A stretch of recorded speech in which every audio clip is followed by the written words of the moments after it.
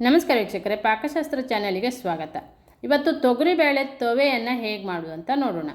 ತುಂಬ ಟೇಸ್ಟಿಯಾಗಿ ಈಸಿಯಾಗಿ ನಾನಿವತ್ತು ತೊಗರಿಬೇಳೆ ತವೆಯನ್ನು ಮಾಡಿ ತೋರಿಸ್ತಾ ಇದ್ದೆ. ಇದು ನಮ್ಮ ಕಡೆ ಮದುವೆ ಸಮಾರಂಭಗಳಲ್ಲಿ ಮಾಡುವಂಥದ್ದು. ನಾನಿವತ್ತು ಮನೆಯಲ್ಲಿನೇ ಅದನ್ನು ತುಂಬ ಸುಲಭದಲ್ಲಿ ಹೇಗೆ ಮಾಡೋದು ಅಂತ ತೋರಿಸ್ತಾ ಇದ್ದೆ. ವಿಡಿಯೋವನ್ನು ಪೂರ್ತಿಯಾಗಿ ನೋಡಿ. ಹಾಗೆ ವಿಡಿಯೋವನ್ನು ಇನ್ನೊಬ್ಬರಿಗೂ ಶೇರ್ ಮಾಡಿ, ಲೈಕ್ ಮಾಡಿ, ಸಪೋರ್ಟ್ ಮಾಡಿ.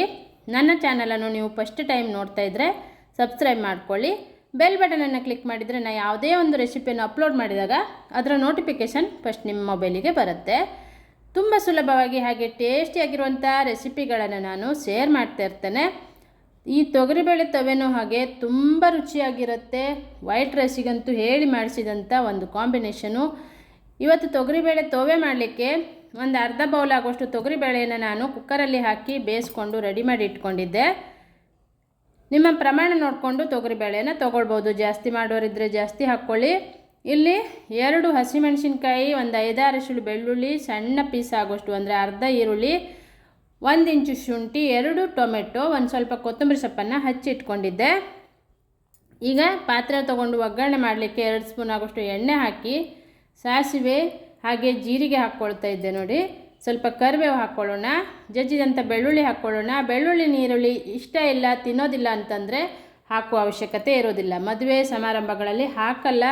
ನಾನಿಲ್ಲಿ ಮನೆಯಲ್ಲಿ ಮಾಡ್ತಾ ಇರೋದ್ರಿಂದ ಈರುಳ್ಳಿ ಬೆಳ್ಳುಳ್ಳಿಯನ್ನು ಹಾಕ್ತಾ ಇರೋದು.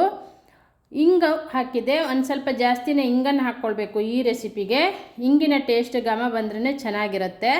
ಹಾಗೆ ಒಗ್ಗರಣೆ ಎಲ್ಲ ರೆಡಿಯಾದ ನಂತರ ಟೊಮೆಟೊವನ್ನು ಹಾಕಿ, ಹಸಿಮೆಣಸಿನ್ಕಾಯಿ ಟೊಮೆಟೊ ಹಾಕಿದೆ, ಚೆನ್ನಾಗಿ ಮೆತ್ತಗಾಗಬೇಕು. ಅರಿಶಿಣದ ಪುಡಿಯು ಹಾಗೆ ಸ್ವಲ್ಪ ಜಾಸ್ತಿನೇ ಹಾಕ್ಕೊಳ್ಳಿ. ನಾನಿಲ್ಲಿ 1 ಸ್ಪೂನ್ ಆಗುವಷ್ಟು ಅರಿಶಿಣದ ಪುಡಿ ಹಾಕಿದ್ದೆ. ಸ್ವಲ್ಪ ಉಪ್ಪು ಹಾಕಿಬಿಟ್ಟು ಈ ಟೊಮೆಟೊವನ್ನು ಮೆತ್ತಗಾಗುವ ಹಾಗೆ ಬೇಯಿಸ್ಕೊಳ್ಳೋಣ. ಅರಿಶಿಣದ ಹುಡಿ ಹಾಗೆ ಕಲರ್ ಬರಲಿಕ್ಕೆ ಹಾಕ್ತಾ ಇರೋದು. ಸ್ವಲ್ಪ ಜಾಸ್ತಿನೇ ಹಾಕ್ಕೊಳ್ಬೇಕು. ಇಂಗು, ಅರಿಶಿಣದ ಹುಡಿ, ಇಂಗು ಮತ್ತು ಈ ಶುಂಠಿ ಅದರಲ್ಲಿನೇ ಅದು ಘಮನೇ ಈ ತವೆ ಮಾಡುವುದು ಸೂಪರ್ ಟೇಸ್ಟ್ ಕೊಡುತ್ತೆ. ಈ ತೊಗರಿಬೇಳೆ ಬೆಂದಂತೆ ಸ್ವಲ್ಪ ನೀರು ಹಾಕಿ ಟೊಮೆಟೊವನ್ನು ಮೆತ್ತಗಾಗುವ ಹಾಗೆ ಈಗ ಮುಚ್ಚಿ ಬೇಯಿಸ್ಕೊಳ್ತೇನೆ ನಾನು. ತುಂಬ ಸುಲಭನೂ ಹಾಗೆ ಈಸಿಯಾಗಿರುತ್ತೆ. ಮದುವೆ ಸಮಾರಂಭಗಳಲ್ಲಿ ಮೊದಲು ತವೆ ಹಾಕ್ತಾರೆ, ನಂತರ ಬೇಳೆ ಸಾರು ಅಥವಾ ಸಾರನ್ನು ಹಾಕಿ ಊಟ ಮಾಡುವ ಪದ್ಧತಿ. ಇಲ್ಲಿ ನಾನು ಸ್ವಲ್ಪ ತಿಳುವಾಗಿ ಮಾಡ್ತಾಯಿದ್ದೆ. ಇದು ಒಂದರಲ್ಲಿ ಊಟ ಮಾಡ್ಬೋದು ಅಂತೇಳಿ. ದಪ್ಪ ಬೇಕನ್ನಿಸಿದರೆ ನೀವು ನೀರು ಹಾಕುವ ಅವಶ್ಯಕತೆ ಇರೋದಿಲ್ಲ. ಈಗ ತೊಗರಿಬೇಳೆ ಹಾಕಿದ್ದೆ ನೋಡಿ, ನಾನು ನೀರು ಹಾಕಿದ್ದೆ. ಸ್ವಲ್ಪ ತಿಳುವಾಗಿ ಈ ಸಾರನ್ನು ಮಾಡಿಕೊಂಡಿದ್ದೆ. ಒಂದು ವೇಳೆ ನಿಮಗೆ ತಿಳು ಬೇಡ, ತವೆ ಅಂದರೆ ದಪ್ಪವಾಗೇ ಇರುತ್ತೆ, ದಪ್ಪವಾಗೇ ಇರಬೇಕಂದ್ರೆ ಹಾಗೆಯೇ ಮಾಡ್ಕೊಳ್ಬೋದು. ರುಚಿಗೆ ತಕ್ಕಷ್ಟು ಉಪ್ಪನ್ನು ಹಾಕ್ಕೊಳ್ಳೋಣ. ಚೆನ್ನಾಗಿ ಇದನ್ನು ಕುದಿಸ್ಕೊಳ್ಬೇಕೀಗ. ಸೂಪರ್ ಡೂಪರ್ ಆಗಿರುವಂಥ ತೊಗರಿಬೇಳೆ ತವೆ ಅಥವಾ ತೊಗರಿಬೇಳೆ ಸಾರು ರೆಡಿಯಾಗುತ್ತೆ. ನೀವು ಒಮ್ಮೆ ಟ್ರೈ ಮಾಡ್ಕೊಳ್ಳಿ. ಕುದೀತಾ ಇದೆ ಈಗ. ಎಷ್ಟು ಟೇಸ್ಟ್ ಕೊಡುತ್ತಂದರೆ ವೈಟ್ ರೈಸಿಗಂತೂ ಸೂಪರ್ ಕಾಂಬಿನೇಷನು. ಒಮ್ಮೆ ಮಾಡಿ ಹಾಗೆ ಕಮೆಂಟ್ ಬಾಕ್ಸಲ್ಲಿ ಕಮೆಂಟನ್ನು ಬರ್ತಿರಿಸಿ. ಲಾಸ್ಟಲ್ಲಿ ನಾನು ಕೊತ್ತಂಬರಿ ಸೊಪ್ಪನ್ನು ಹಾಕಿದ್ದೆ ನೋಡಿ.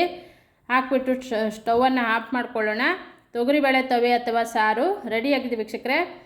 ಈ ಒಂದು ವಿಡಿಯೋನ ಇನ್ನೊಬ್ಬರಿಗೂ ಶೇರ್ ಮಾಡಿ, ಲೈಕ್ ಮಾಡಿ, ಸಪೋರ್ಟ್ ಮಾಡಿ. ಲಾಸ್ಟಲ್ಲಿ ನಾನು ಸ್ವಲ್ಪ ನಿಂಬೆ ಹುಳಿಯ ರಸವನ್ನು ಹಿಂಡ್ಕೊಳ್ತಾ ಇರೋದು. ನೀವು ಊಟ ಮಾಡೋ ಟೈಮಲ್ಲಿ ಹಿಂಡ್ಕೊಂಡ್ರೂ ಆಗುತ್ತೆ. ಆ ನಿಂಬೆ ಹುಳಿಯ ರಸ ಹಾಕೋದ್ರಿಂದ ಟೇಸ್ಟು ಚೆನ್ನಾಗಿ ಬರುತ್ತೆ. ನೋಡಿದ್ರಲ್ಲ, ತೊಗರಿಬೇಳೆ ಸಾರು ಅಥವಾ ತವೆನೂ ರೆಡಿಯಾಗಿದೆ.